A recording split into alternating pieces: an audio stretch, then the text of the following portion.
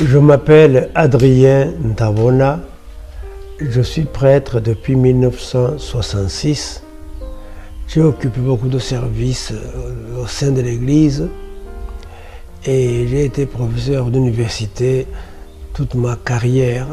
J'ai enseigné tout ce qui concerne la littérature orale, l'anthropologie et je suis maintenant à la retraite. Et j'ai fondé une petite communauté que j'ai appelée Magiri Danelei Micho pour d'une part animer le milieu ambiant autour de moi au plan chrétien. Et je célèbre la messe, j'anime spirituellement le milieu, j'en suis heureux. Et puis d'autre part m'occuper de ce que j'ai appelé éthiculturation, c'est-à-dire le traitement éthique de la culture traditionnelle.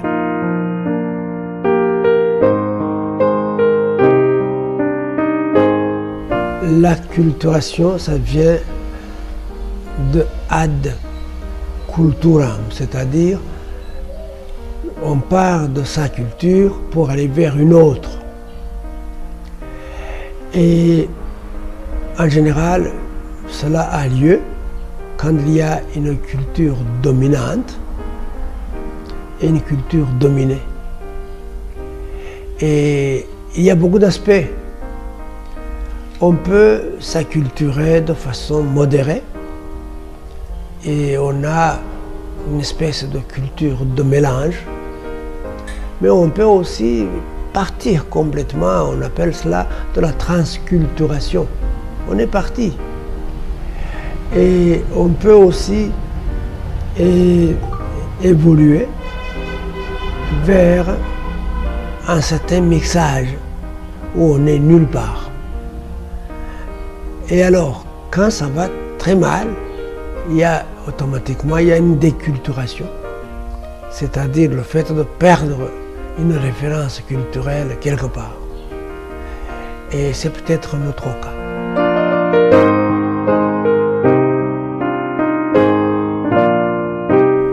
Dans la vie de tous les jours, nous avons passé presque 100 ans à nous acculturer. Et alors, nous avons un peu changé, il n'y a rien à faire. Et nous avons habitué à lire nos réalités à travers les lunettes que nous ont données donc les coloniaux.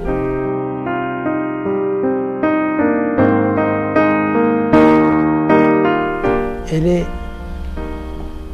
ce que je puisse appeler criminogène, parce que la morale il perd.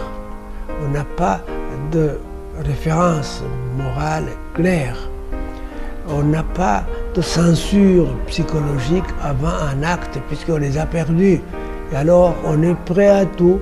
C'est ainsi que les gens aujourd'hui sont capables de commettre les plus grands crimes sans remords, parce qu'ils savent que ce qu'ils ont déjà embrassé est meilleur que la morale. Donc on est dans un moment où l'acculturation est devenue déculturation.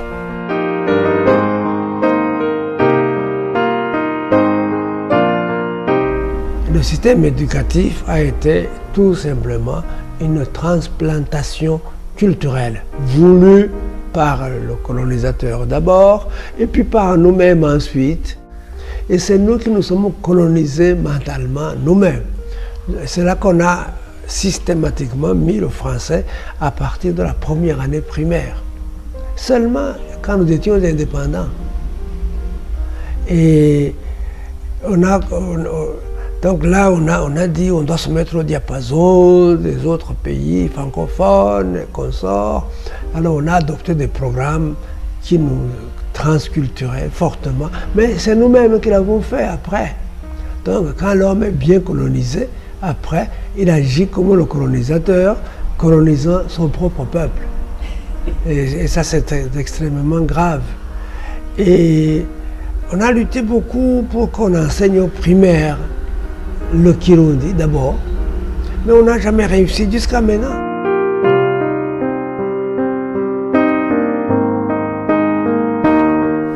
il faut faire ce que moi j'appelle l'éticulturation.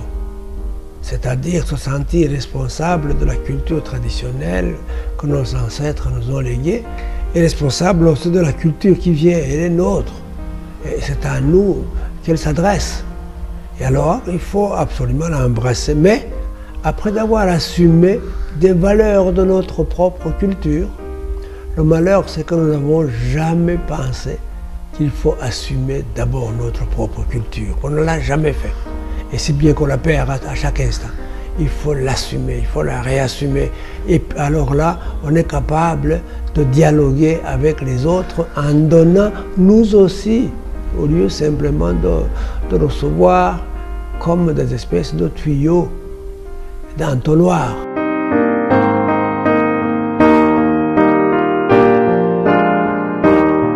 Ce qu'il faut faire d'abord, ça devrait commencer à la maison. Il faut que les parents sachent qu'ils ont une responsabilité énorme face à l'évolution culturelle de leurs enfants. Au lieu de les éduquer plus ou moins à l'européenne ou à l'américaine, les éduquer à la burundaise, mais de façon ouverte. Au lieu de commencer à parler en parlant français, parce que maintenant la maman dit « qu'est-ce qu'on dit ?» et l'enfant dit « merci », avant même d'apprendre peut-être ou la causer. Donc c'est un exemple que je donne. Il faut que les familles aient ce souci, c'est ça surtout, le souci culturel de leurs enfants, parce que la culture, c'est la vie intérieure des collectivités. La culture, c'est ce sans quoi l'homme n'est pas un homme. Là, c'est extrêmement grave. Ce sans quoi l'homme n'est pas un homme.